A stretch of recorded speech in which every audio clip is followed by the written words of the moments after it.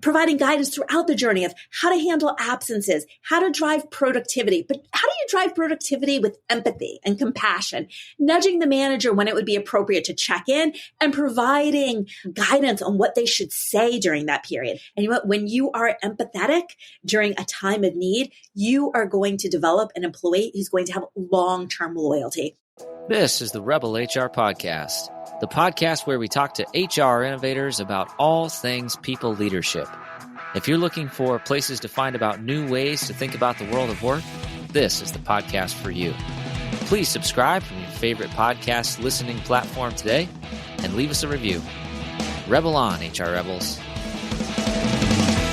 Welcome back, Rebel HR listeners. So excited for the conversation here this week. Thank you for joining us. With us today, we have Debi Yadegari. She is the founder and CEO of Villyge, an employee benefit that supports working parents and caregivers by engaging management in critical conversations and delivering one-on-one virtual assistance directly to the employee. She's also a working mother of 5. Yes, that's 5, 4, 10, 13, 15, and 16. A former Wall Street lawyer and an expert in the areas of caregiving, HR, and employee relations. Welcome to the show. Thank you so much, Kyle. I'm excited to be here. Well, extremely excited to have you. And, I think the first question, as I was preparing for this is, how do you juggle being a founder and CEO with being a parent of 5? It takes a village. It totally takes a village. My kids are a little bit older, so that allows me a lot of leeway, but I have to double down on assistance and no shame there. I absolutely have outside help to help carry the load. I have a partner who is amazing and shares the duties with me 50-50. I have an au pair, highly recommend those to working parents. It's an incredible opportunity to bring somebody from another country to help you out, introduce your kids to another culture. And secret, it's usually the most affordable childcare option out there for those who don't know it.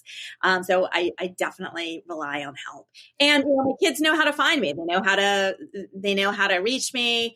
I prioritize things. Today I had to cancel a meeting because of a client thing that popped up. The client thing that popped up was Mystery Reader on Zoom.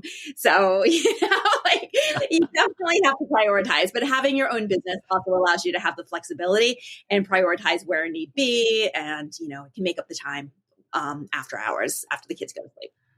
Absolutely. And kudos for you for balancing it all. You played into that perfectly because it does take a village. And, I can only imagine that was part of the inspiration for founding Villyge. So just tell our listeners a little bit about what Villyge is and what problem are you trying to solve? We are trying to solve the problem of employees not having the support and resources they need to achieve their personal, family goals and professional success. As you alluded to, I started my career on Wall Street, and that's where I first became a caregiver.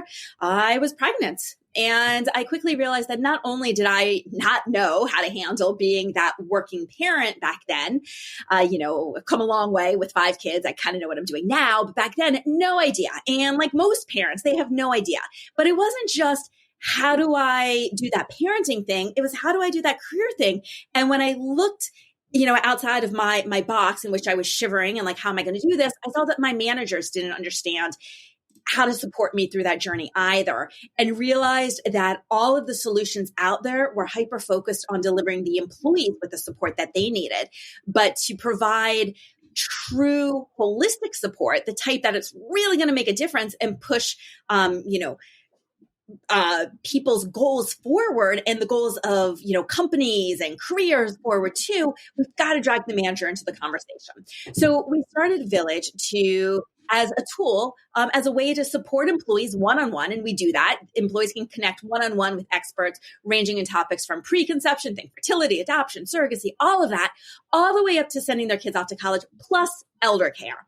They can connect one-on-one via Zoom. They can chat with experts. They can dive into some of our materials to self-source education. But then we also provide the opportunity via our platform for employees to communicate life events to their managers. And when they share these life events with their managers, we automate guidance to the managers, helping them to stand empathetically in the shoes of their employees. And that's never been done before. So the idea there is we're really changing culture and we're driving compassion within workplaces, because we know at the end of the day, right? People don't leave companies, they leave managers, they don't feel supported. Coming out of the pandemic now more than ever, we know that employees really value, what's personal to them, their families, their interests outside of work, way more than their professional lives, which are shifting. And today employees have options. No longer are they locked down to the, four large employers where they live. They can truly work anywhere in the world. And that has changed the dynamic and given employees much more power. And managers have to keep up. I love that. And this is very personal for me. I don't have 5. I have 3 kids. And my youngest actually just turned 6 last weekend, which was super fun. Yeah. But 6, 7, and 10. And, I just distinctly remember, dealing with the cost of daycare, realizing, oh my gosh, we needed to get on a daycare list 14 months ago. We can't what we didn't know we were having a kid 14 months ago, right? We were hopeful, but we weren't on the list yet. It's stuff like that, it's a challenge. And I'll tell you a story about my one of my previous employers. It's also a really big impact to the bottom line sometimes, because some of those issues can then turn into turnover issues. And in one of my last jobs, we actually had, we were losing 4 or 5 people a month because they did not have access to quality, affordable daycare. Mm-hmm. And they didn't have any other choice but to make that decision between, do I stay home with my kid and keep them safe, or do I work? And, we had some uncomfortable truths to confront as an employer as to why that decision tree existed. But I think the other challenge as an employer is, what can we do to help? And this sounds like this might be a solution. So walk me through how this service works for an employer that's looking to provide this type of assistance, but also for an employee who's actually looking for, some help and some support in this area of their lives. Sure. So I'll take a step back and full disclosure, we do not provide daycare, but how we would help through this process is a few ways.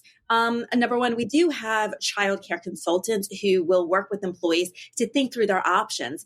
Can they swing having an au pair live with them? Do they have the extra space to help lessen the load? What are the options of getting involved with the daycare? All right, you missed the 14-month cutoff, but what are your options now?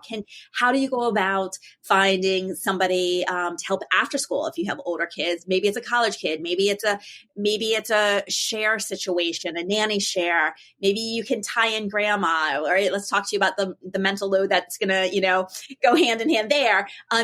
What are your options? And then think through how to manage those options, and also how to manage the provider. For many employees, we have to realize that this is the first time that they ever become managers, and they're managing the most important role in their lives. So we're able to help employees there.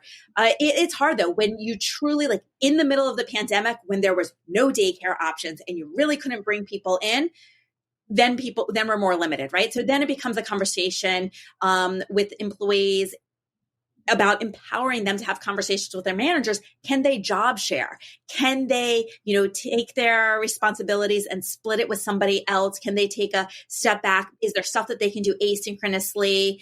Maybe a little bit during the day, but after hours, before hours, if they still want to stay in the game, how can you have those conversations? How can you outline what you're able to achieve and sell that to your manager? Flexibility used to be a big topic of conversation with employees. Now, flexibility is what we expect. It's a little bit different. So that's how Villyge would help those like the specific issue of childcare. But some of the other areas where we really are more known for providing assistance is keeping careers on an upward trajectory while you're handling all of the caregiving responsibilities. And everything that goes into just that mental load of lightening the mental load. We have career coaches in addition to fertility experts, adoption experts, surrogacy experts, leave experts, lactation consultants, sleep experts for adults, tween and teen experts, child rearing experts, potty training experts, anything that you can think of that we can assist virtually. Unfortunately, we can't babysit virtually, or else we would help there too. But because back to that attrition piece, within 12 months of having a child, the statistics show that 41% of working parents leave their employers and 33% are working dads. And sometimes it's because of childcare. Sometimes it's because they just don't have the support. They just, they don't feel like they can manage it all. And whether that lack of support is coming from what they perceive to be a lack of support from their company and their manager, or if it's just in their own personal sphere, they feel like they can't juggle it, it is sometimes left to question. But what we have shown is even though it's a 41% nationwide attrition rate, we've been able to show at Villyge a 96% retention rate post-baby. So therefore, I would argue that it's absolutely influential when the manager and the company can get involved to support the employee. You can close that gap. But it's not just working parenthood. When people take on a caregiving responsibility, such as supporting an elder or another loved one or a family member, 39% of the time employees will walk away. So this is a gap that has to be better supported and fixed. And HR can help. Companies can help. We absolutely can find the win-win. And that's what Villyge is always trying to figure out is how can you find the win-win? How can we support employees in a way that also pushes company goals, objectives, KPIs, all of that forward as well? And with open dialogue, you can usually reach a resolution. We'll be back after a quick break.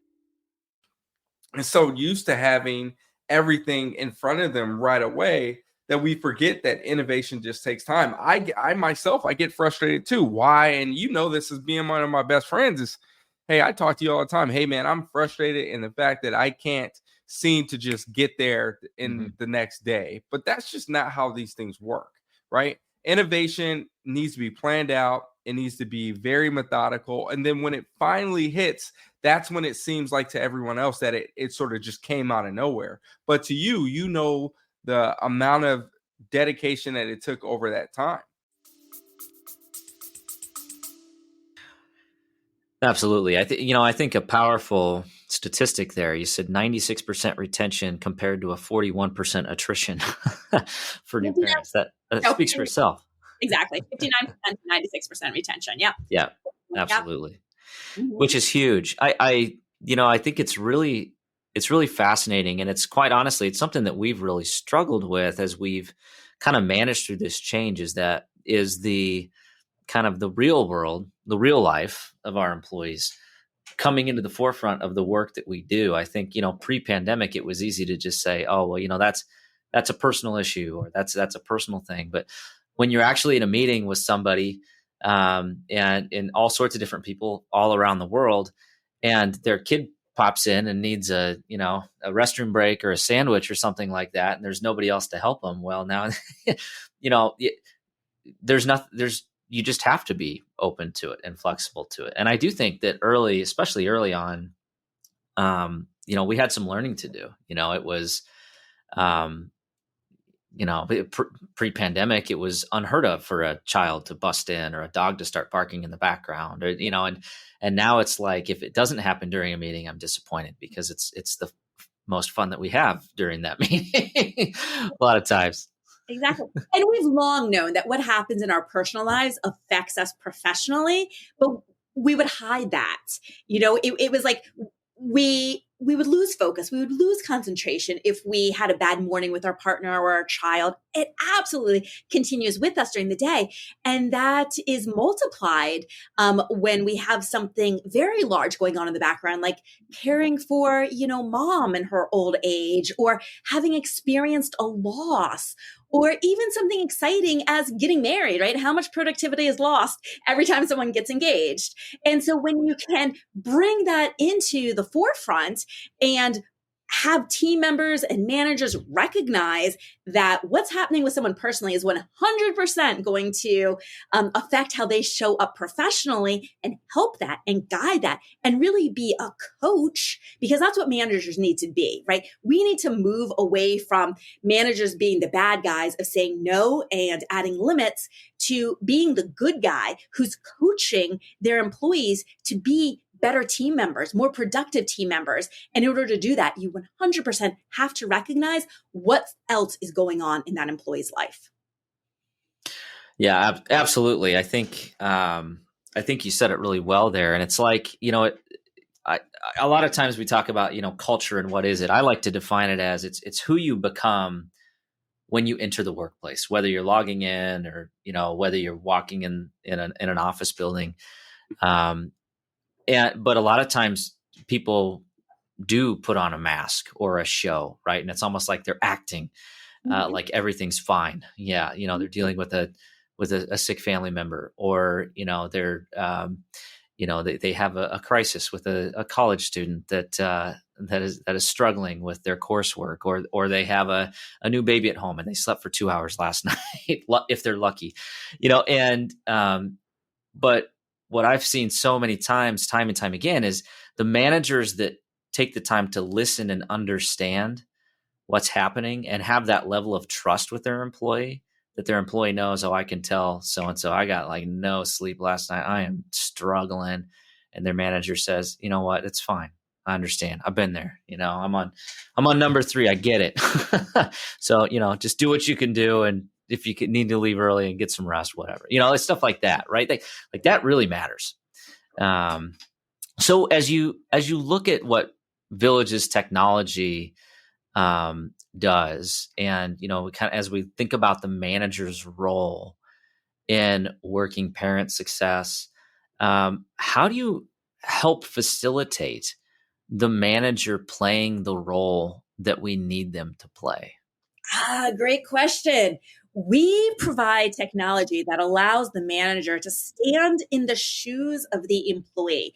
And the way we do that is our platform facilitates communications from the employee to the manager that says, hey, I am going through this life event. I am getting married. I am engaged in a fertility journey. I am beginning the surrogacy journey. I have just experienced a miscarriage. I am getting married, or something as mundane as I want to upskill my career. We've also seen that the statistics have shown that that's an area where employees feel uncomfortable voicing their need to managers. So our platform allows employees to come on and share any of these very personal life events, plus more, many, many more. They need to pump at work. They're going out on leave. They're pregnant, so on, to their manager. Once they share that information with Villyge, we go to work assisting the manager in what they need to recognize, what they need to understand about that particular teammate's journey. Very different from, let's say, an empathy webinar or, some in-person training where you used to bring in consultants and, it's manager sensitivity day and let's learn about what your teammates might be experiencing. This is true just-in-time guidance that is nudged out to managers just when they need it, based upon the specific life event of that particular teammate. So the nudges come out in a timely cadence. So the first nudge would be so-and-so has begun, let's say, a surrogacy journey, for instance, and this information has been shared with us. Please use discretion not to share it with others. And this is what you need to know. Next up would be what you and your team member need to understand, and would go into the details. 90% of the time, a surrogate is going to be located outside of the state. Travel is going to be involved for this employee. You will be able to set this employee up for success by planning for that travel and supporting them through the need to be there at certain critical doctor's appointments, planning for leave as if they themselves were pregnant, preparing in advance for the birth date, right? With a surrogate, you're going to need to probably take off work a little bit earlier than working up to the last day of your due date, because you never know when that baby is going to come, and you don't want to miss any of that. Just sharing some of that know-how, and then providing guidance throughout the journey of how to handle absences, how to drive productivity. But how do you drive productivity with empathy and compassion?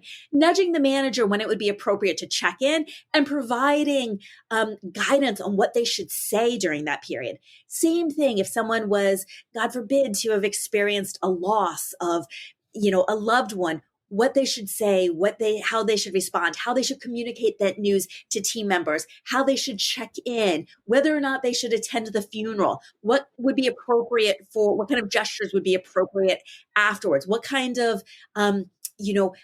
schedule would be appropriate for bringing the employee back in, how to provide compassion and empathy while driving the goals forward. And when you are empathetic during a time of need, you are going to develop an employee who's going to have long-term loyalty. I've seen it amongst our clients' employees. I've seen it on my own team. We've always known within the HR space, right, that high levels of attrition are kind of geared towards certain managers, and other managers people would, run into a wall for. They're not going to leave those managers. And it all comes down to how we respond. Harvard Business Review did a study amidst the pandemic where they checked in, they surveyed a bunch of employees, and 40% of this employee set said our managers have not asked us if we are okay recently. They checked in a little bit later. It was a 38% higher likelihood that those employees who had not had that check-in were suffering from a higher mental load and feeling the pressure that was carrying over to, increased medical costs for the employer. So it's those little things, something as simple as, how are you doing, can make a huge difference in the professional life, not just the personal life of an employee. And it drives dividends to the manager as well. So how do we help managers? We automate what they need to know when, and help them say and do the right thing. Yeah, that's fascinating program. And I can, if I can share a personal story, I could have used this personally when my wife was a surrogate a few years ago, let alone a surrogate in the middle of a COVID-19 pandemic, but I reflect on that journey, and as the spouse of a surrogate, it was the person that she was a surrogate for was her sister. So there were a lot of emotions tied up in that, and a lot of things that I myself was, it's the first time I'm going through this. I don't really know what I don't know yet. But yeah, telling my employer, hey, I'm going to be out for, a couple days in November, because my wife's giving birth, but it's not hers. It's a long story, it's, like that was kind of an awkward conversation. I don't know that my manager at the time necessarily knew how to respond other than, oh, that's interesting. It's like, and then on my wife's side, having, I think there were some nerves there just talking to her employer. And fortunately, her employer was great. And, it was handled perfectly, appropriately, and she was fully supported.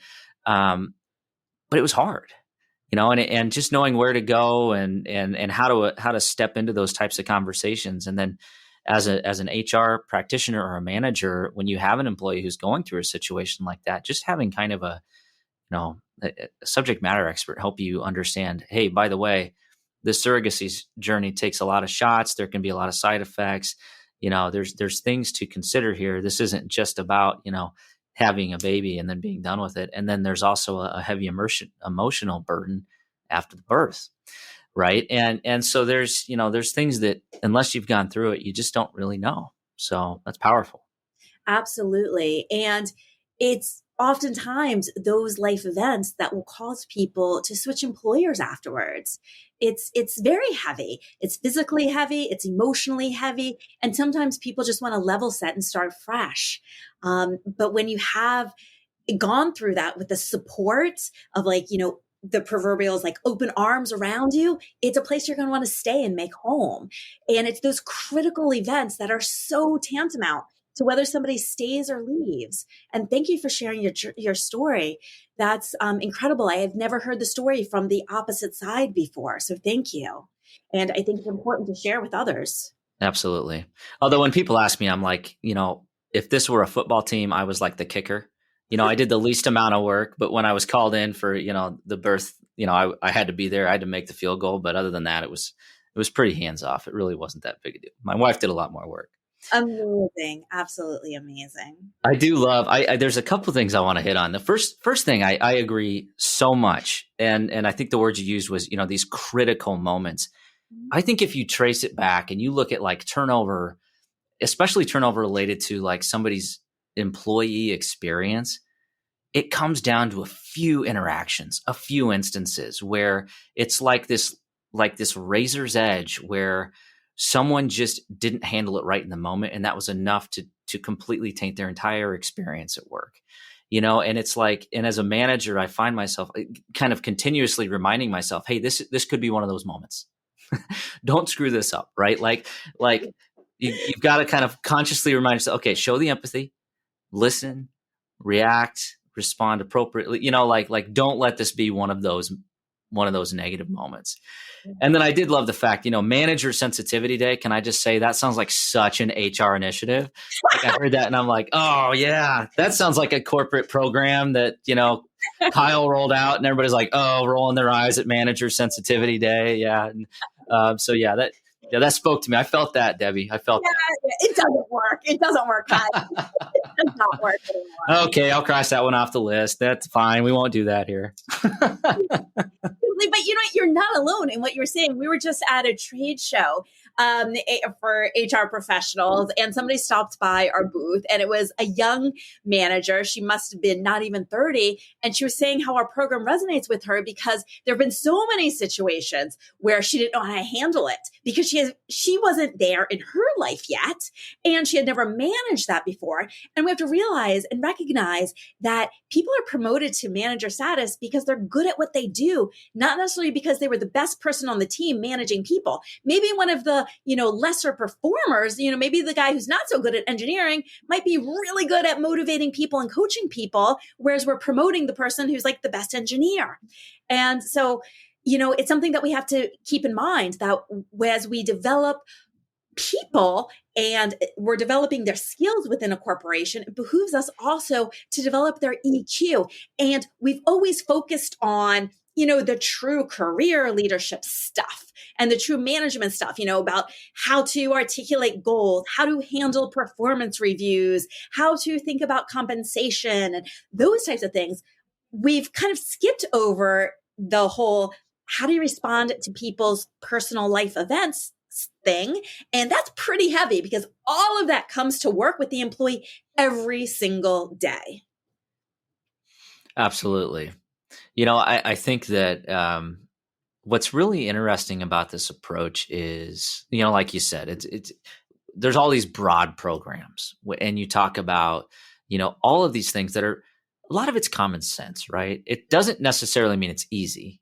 Empathy is not easy, but a lot of it is kind of these things that are like you learned in like grade school, right? Like, treat others with respect, treat others the way they want to be treated, the platinum rule. Like there's all these like great programs and topics, but it's all very theoretical, right? It's like, oh yes, that sounds good. When you're sitting in a classroom or on a virtual training session and somebody says it, it's like, that's a good reminder. I'm going to remember that. And then someone walks into your office, a day later, and you're in the middle of 16, emails you're trying to respond to, and the phone's ringing, and they walk in and they give you some, truth bomb on your desk, and you're like, I don't know what the hell to do with this. Right? It's just so easy to lose sight of it. But this is like tactical. Like there's things here And it's like, oh, I need to know this and this and this in this scenario. Right. Right. Like, I love that. Exactly. Like someone going through a fertility journey, not all managers are going to recognize that that employee might not be able to travel on business because depending on where their lab levels fall, they're going to get called into the fertility clinic last minute. Somebody who has an employee returning from leave and who is breastfeeding at home and needs to pump in the office, they might not understand that after a team meeting, asking someone, hey, can you stick around for another 15 minutes is causing physical pain to that employee. Who needs to relieve herself, and so the idea behind Villyge is we're providing the tactical understanding, allowing them to really see the employee's experience multidimensionally instead of just through the eyes of the manager. Like, this is what you need to understand about that employee's experience, physically, emotionally, the whole 9 yards. And then you can use your manager skills. But we got to get you to that place of understanding. And that's what's lacking from Manager Sensitivity Day is you just talk at people, be kind, do unto others, all of that stuff. It's very high level, but it's a different response. You're going to forget that stuff, but you're going to remember that, when you understand that it's going to cause my employee pain if I don't adhere to what they've shared to me to be their pumping schedule. Like, that's not going to stick around. Yeah. Or maybe the employee is not even comfortable sharing that pumping schedule with their manager. And this gives them kind of that avenue to say, hey, these are the breaks. I know this is the standard break schedule, but these are the breaks I need. And here's why. Coming from somebody that's a subject matter expert in it versus an employee kind of bringing that to their manager, or even in times bringing it to HR, right? Because a lot of times we are asked to play this role. Right. And let me tell you, I am not an expert in many of these aspects. Right. Like, I'm just not. I'm sorry. I've never had to care for an aging parent in poor health. I've never had, I've heard of others dealing with that, and I always try to listen, but I don't necessarily always know what is the thing that this person needs from me right now? What are the accommodations that we can give to this individual right now? What are the resources that are out there that this person might need? It's like, I'm just thinking about this as a tool just purely for HR. This is the first part of our job title, human, right? This helps us be better humans. Yes, exactly. And I'm happy that you said that, because right now there's a big emphasis on just be human. I shared that I was traveling recently and I attended 2 HR conferences last month. And everywhere I went at the first one, everybody was saying that we just need to be human and we need to support our employees. It's an employee's market. As we said at the onset, they can go anywhere. They can turn anywhere. What's going to differentiate us as employers of choice is the ability to show that we are human. We're not just an engine that's going to spit them up or chew them up and spit them out. And when people feel that their humanity is recognized and they're able to bring their full self to work, it changes the conversation. That was another buzzword that we've been using for a long time. We've got to be able to bring our full selves to work.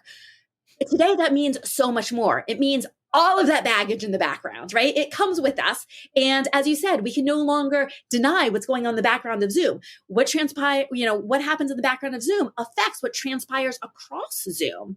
And there's so much there that needs to be understood. The eldercare experience. I have a friend who just recently moved her mom from her private residence into eldercare. She's had to take off work to spend the last 2 weeks packing up her childhood home before it was sold. I mean, that was a huge task. Her and her 2 siblings working 24/7 and taking off work to do that.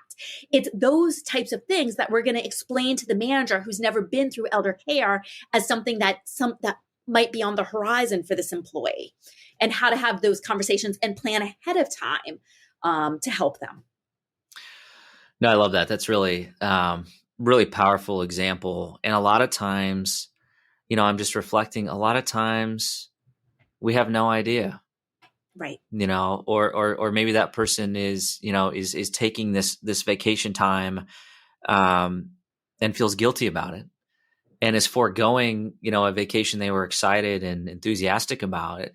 But potentially had they opened up to their manager and shared the experience, the manager could have found some sort of accommodative practice or flexibility to use, maybe, what, here, just work part-time, work remote, just use 20 hours. That's fine. Like, something like that. Right. But so often we don't even know, it just happens in the background. And a lot of times my employees, they do have like that guilt and they don't feel like it's appropriate to bring it up at work sometimes. Right. And it's like, and if you haven't intentionally created that space or you don't have that relationship with your employees, there are times where these huge life events are happening and we don't even know, so we can't even help.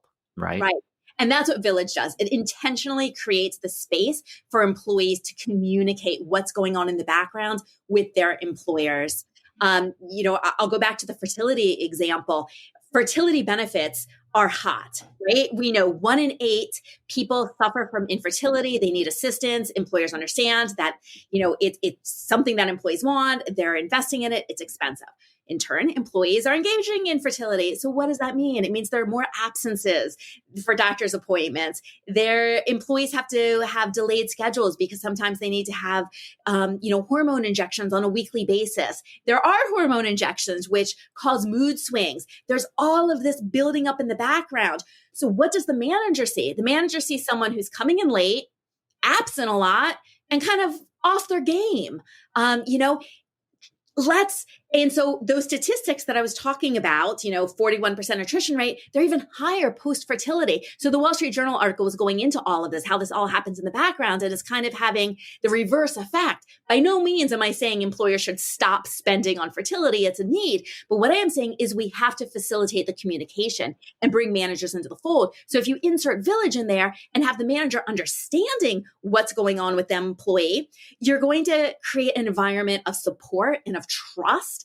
And instead, once you have the fertility journey followed by the leave, 9 months of pregnancy followed by leave and the return to work. And, when all of that's been hidden, you're going to return to friction, which is going to come to you, right? That's going to land on the desk of HR. And, if we can lighten the burden by reversing and inserting, empathy into that conversation and understanding and helping the manager understand how they can support their employee. And then when it comes time for the employee to return to work after that long journey, they are incredibly indebted to that employer. They're incredibly thankful about the compassion that was shown by their manager. And attrition's never going to be part of that conversation with that employee or manager. Absolutely. And I just want to say, just for the record, my wife was a perfect angel. No mood swings during the shots. It was a wonderful experience. No issues. Your wife is amazing.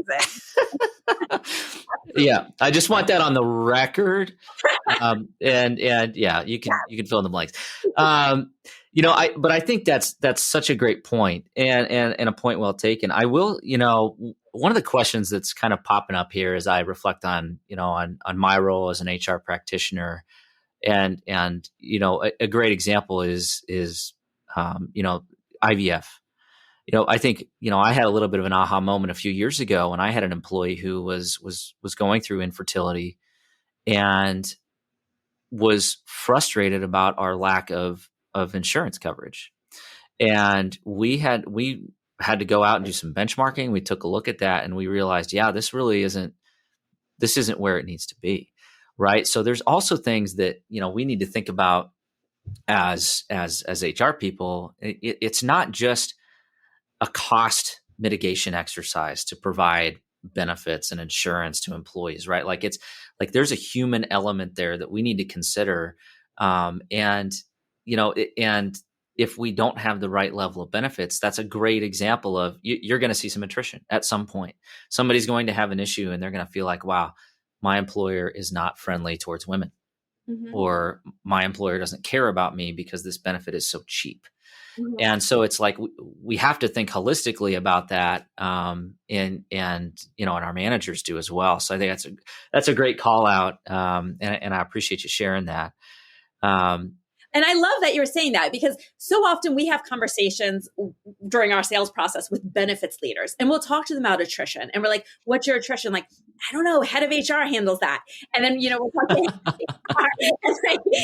but then CFOs are worried about the cost savings. And like, there's this triangle of connect between the priorities of the CFO, HR, and the benefits leaders. And that's another place where we need to bring the three together to close the gap, to really focus on the quality employee experience. Because at the end of the day, that is going to be the biggest driver of company success, defined not just by the bottom line of what you're spending, but more about the ROI of what you're getting. And we know employees are going to be more productive when they're happier. They're going to be happier when they feel more supported. And this is a conversation that we have to continue to have. We have to think outside of yesterday, when it was all about just how do we decrease the healthcare cost, and what benefits are what's the budget here. We've got to think about what's the return. And in order to have that conversation, we have to really look in and dig into attrition and recognize how expensive it is to replace employees. And what people don't realize oftentimes is it's more expensive to replace a senior employee than a junior employee. And that is not only costly in a dollars amount, but again, in a productivity and output amount. Losing a senior female leader within many organizations that are really fighting to get females to the top can be a killer on DE&I, killer for a public company that's, trying to change culture and the face of their company. There are many trickle-down effects. Yeah, absolutely. If you have not done a cost of turnover project at your organization, I strongly encourage you to do it, because that's exactly what you're talking about. It's how do you calculate the ROI of a program like this? Mm-hmm. Well, I can tell you that, and this is rough math, but if you go into some of the research that Forbes did, they look at it by like low pay, mid pay, higher paying positions as a percent of salary. It's like 30 to 50% of annual salary for higher turnover, lower paying positions is the cost. 150% of annual salary for mid-range positions, and 400% of annual salary for higher paying positions. And I think you could sub in there senior level positions, because they know all the things you don't. and they know the things that aren't documented, and they know the skeletons in the closet, and they're a lot of times they're the backbone of your business. And if one of those critical situations happens, one of those kind of focal points that is a binary stay or quit decision for one of these employees, you just cost yourself 4x their annual salary, right? Like that should get a CFO's attention. Completely. And oftentimes you take just one of those senior employees and 4x their salary, a benefit such as Villyge is going to be a fraction. Yeah.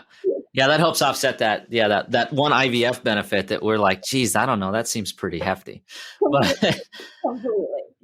Absolutely. And so, I just think just a wonderful program. I think it's just really smart. And I love the fact that it's actionable information. It's not the theoretical pie in the sky, kumbaya sensitivity stuff. It's like, this is real world. This is what happens. This is the thing that you need to understand as a leader. And especially as a leader, that I think, to circle back what you said earlier, leaders aren't great leaders from the get-go. Typically, I think there are some exceptions to that. There's some people who are just kind of natural leaders, but most of the time they were good at their job as an individual contributor. So they get put into a manager role, right? That doesn't mean that they have the level of empathy and compassion that you need them to have in order to handle these situations effectively at all times. And so putting a tool in their hand, just makes so much sense. So with that, Debi, just a wonderful conversation. We are rounding towards the end of our time together. So, and as a mother of five, a CEO and a founder, I have a feeling that you probably have plenty to do today. So we're going to shift gears and go into the Rebel HR Flash Round. Are you ready? I'm ready. All right, perfect. Question number 1. Where does HR need to rebel?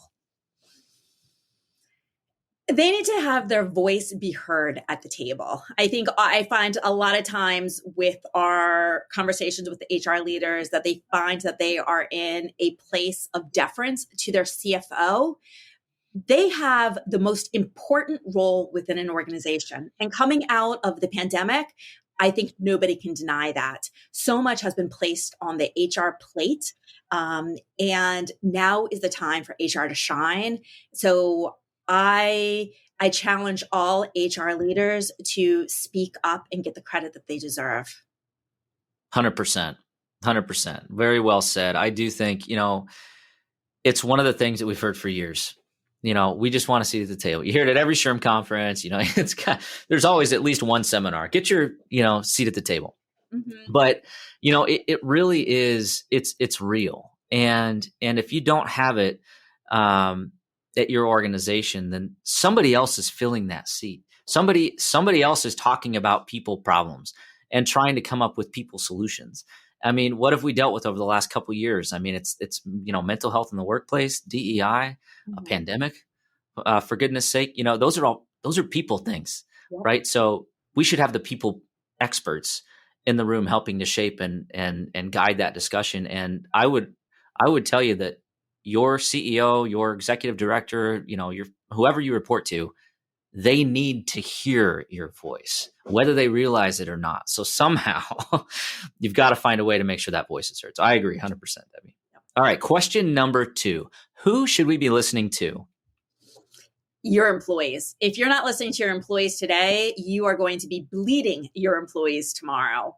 Absolutely. Your employees. We know that they hold the upper hand. We know that life outside of the office is just as, if not more important to them inside of the office. So listen, meet their demands. Usually they're not so unreasonable. Studies today show that they're not looking for more money, which is a great thing to hear. They're looking for a more culturally compassionate place to work.